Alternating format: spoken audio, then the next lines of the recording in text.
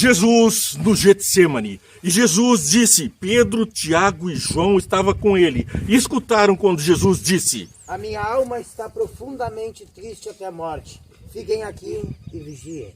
33 anos de sofrimento e nada se compara com o sofrimento de Jesus nas últimas horas antes da cruz.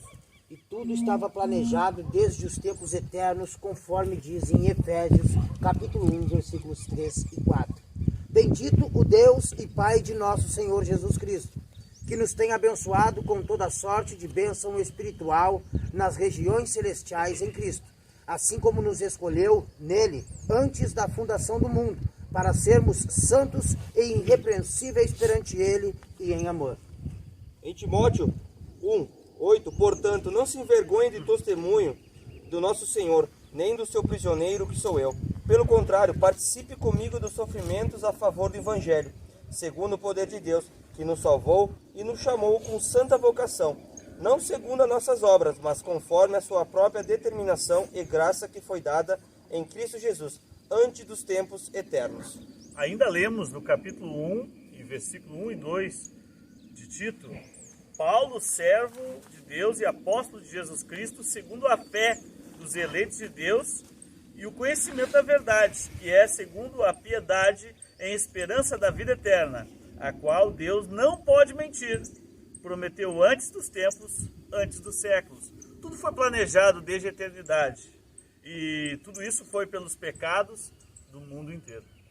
O que dizer sobre o sofrimento de Cristo no Getsêmani? Indo um pouco mais para adiante, lançou sobre o seu rosto, orando e dizendo: Meu Pai, se é possível, passe de mim esse cálice. Todavia, não seja como eu quero, mas como tu queres. Em Marcos 14, 32 a 36 diz: Então foram a um lugar chamado Getsêmani. Ali chegados, disse a Jesus a seus discípulos: Assentai-vos aqui, enquanto eu vou orar. E levando consigo Pedro, Tiago e João, começou a sentir-se tornado pavor e de angústia. E lhes disse: A minha alma está profundamente triste até a morte. Ficai aqui e vigiai. E adiantando-se um pouco, prostou-se em terra e orava para que, se possível, lhe fosse poupada aquela hora. Dizia: Abba, Pai, tudo até é possível, passado de mim este cálice. Contudo, não seja o que eu quero, e sim o que tu queres. Evangelho segundo Lucas 22, do 41 a 44. Ele, por sua vez, se afastou cerca de um tiro de pedra, e de joelhos orava, dizendo: Pai, se queres, passa de mim esse cálice. Contudo, não se faça a minha vontade, e sim a tua. Então lhe apareceu um anjo do céu que o confortava. Foi essa a missão do nosso Senhor Jesus. Ele teve que vir aqui como homem, e como homem padeceu, como homem venceu. O nosso Jesus desvestiu-se da roupagem do Deus eterno, do príncipe dos anjos, daquele que reina eternamente, do Criador, e se fez criatura, justamente para que nós pudéssemos ser movidos e comovidos. Ele escolheu nascer e viver como pobre, para que ninguém justificasse que ele teve privilégios nessa terra. Pelo contrário, sortilégios de toda a ordem, toda a sorte de mal foi maquinado pelo próprio diabo contra o nosso Salvador.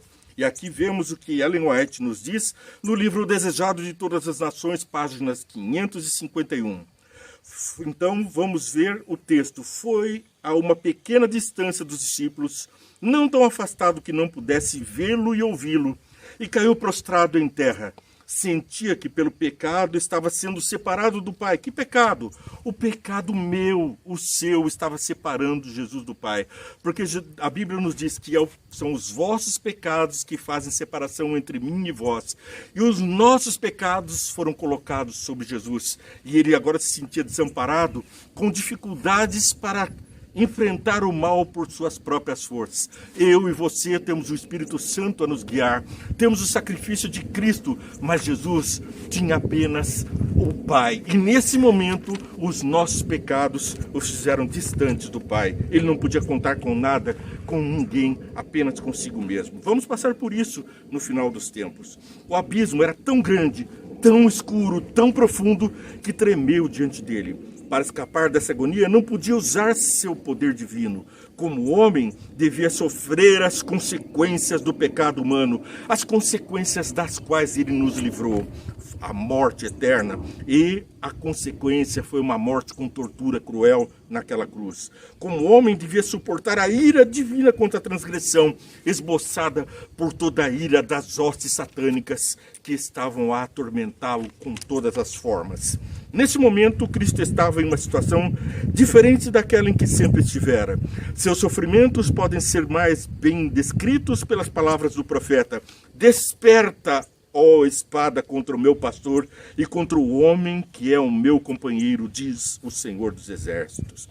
Assim, a fúria dos céus emprestou justiça diante de Jesus. Como substituto e fiador do pecador, Cristo estava sofrendo debaixo da justiça divina. Viu o que significa justiça. Até então tinha sido como um intercessor por outros, sempre orando por mim e por você, até na cruz. Pai, perdoa-lhes porque não sabem o que fazem. Mas nesse momento, viu o que significa justiça. Até então, tinha sido como intercessor por outros, agora desejava muito alguém que intercedesse por ele. Daí então o contexto da lição de hoje. Ele pede aos discípulos: fiquem comigo, estejam comigo. Repito, a minha alma está profundamente triste até a morte, fiquem aqui e vigiem. Mas a preocupação dele não era vigiarem por Jesus, mas vigiarem para que não caíssem nas tentações. Os versos seguintes vão nos levar a gritos de vitória por Jesus. Apocalipse, lá no capítulo 12, versos 7 a 12. Houve então uma guerra nos céus. Miguel e seus anjos lutaram contra o dragão, e o dragão e seus anjos revidaram. Mas esses não foram suficientemente fortes, e assim perderam seu lugar nos céus. O grande dragão foi lançado fora. Ele é a antiga serpente chamada Diabo ou Satanás, que engana o mundo todo. Ele e os seus anjos foram lançados para a terra, e assim tivemos a vitória. Vitória de Jesus. E agora vamos ver a segunda vitória, uma sucessão de vitórias em Jesus. Vamos ver então o que nos diz lá em Apocalipse, capítulo 17, verso 12. Um por um. Vamos ver, 17, verso 12. Qual foi a vitória? Enquanto estava com eles, eu os protegi e os guardei em nome deste. Nenhum deles se perdeu, a não ser aquele que estava destinado pela perdição, para ser que cumprisse a Escritura. Judas, o único que se perdeu dos 12. E assim, Jesus, tivemos a vitória de Jesus. Cada vez mais Jesus se mostra poderoso e vitorioso. Ele vai como um grande general em João capítulo 18, verso 9. E aqui vemos então uma tribo, não mais apenas um homem é perdida, mas as 11 outras são salvas. João capítulo 18, verso 9. Isso aconteceu para que se cumprisse as palavras que ele dissera: não perdi nenhum dos que me deste. É assim, vitória em Jesus. E segue o texto quando nós encontramos agora em Apocalipse, capítulo 7, versos 4 a 8. Quem caiu? Você. Você caiu? Eu? Vamos ver exatamente a vitória de Jesus em Apocalipse, capítulo 7, versos 4 a 8. Então houve o número dos que foram selados, 144 mil de todas as tribos de Israel. Da tribo de Judá foram selados 12 mil, de Rubens 12 mil, de Gade 12 mil, de Aser 12 mil, de Naftali 12 mil, Manassés 12 mil, Simeão 12 mil, Levi 12 mil, Issacar 12 mil, Zebulon 12 mil, José 12 mil, e José entrou justamente no lugar de outro, Benjamim 12 mil. A tribo de Dan ficou de fora. A vitória de Cristo alcançou as 11 tribos, assim como os 11 apóstolos, mas ela tem um lugar especial para você e para mim, pois nós não somos dos danitas. Assim, a vitória em Cristo é a vitória de Jesus. E temos outras vitórias e podemos nos respaldar nelas. Mateus capítulo 28, versos 6 a 8. Ele não está aqui, ressuscitou como tinha dito. Venham ver o lugar onde ele jazia. Aí a palavra do anjo dizendo às mulheres: vão depressa e digam aos discípulos dele, ele ressuscitou dentre os mortos. Aqui nós vemos Jesus vencendo a própria morte. E agora temos então a vitória de Jesus. A vitória de Jesus sobre a morte é estendida para nós. Também somos vitoriosos.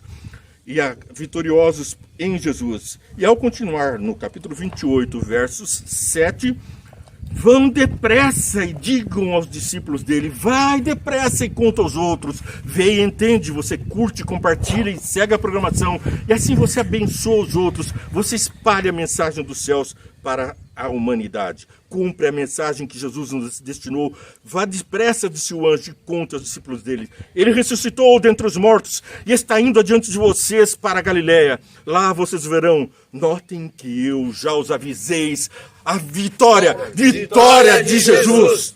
E temos mais vitórias ainda prometidas e alcançadas em Lucas capítulo 24, versos 6 a 8. Ele não está aqui, ressuscitou. Lembre-se do que ele lhes disse quando ainda estava com vocês na Galileia. É necessário que o Filho do Homem seja entregue nas mãos dos homens pecadores, seja crucificado e ressuscite no terceiro dia. Então se lembraram das palavras de Jesus e da vitória de Jesus. E vamos à parte final da mensagem de hoje, que está lá em Lucas capítulo 24, versos 50. Lucas capítulo 24, versos 50. Tendo-os levado até a proximidade de Betânia, Jesus ergueu as mãos e os abençoou. Estando ainda a abençoá-los, ele os deixou e foi elevado aos céus. É a completa vitória de Jesus! E essa vitória também é para nós, que também alcançaremos a pátria celeste. Apocalipse 7, 4 a 8 já nos garantiu isso, mas temos ainda uma outra mensagem final.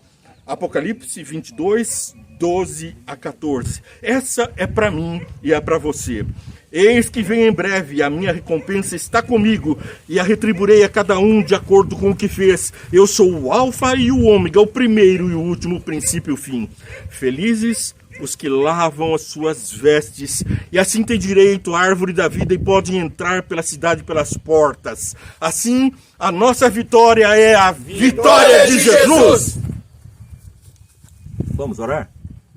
Pai amado, nos colocamos diante de Ti para pedir essa vitória garantida na cruz, garantida no deserto, e estando diante de Ti, compreendemos que estamos realmente salvos. Vem, Jesus, abençoa-nos com as maravilhosas bênçãos que tens separadas para aqueles que alcançam a vitória em Ti, para que possamos ver e entender qual seja a Sua boa vontade para nós, em nome de Jesus. Amém. Amém, Senhor.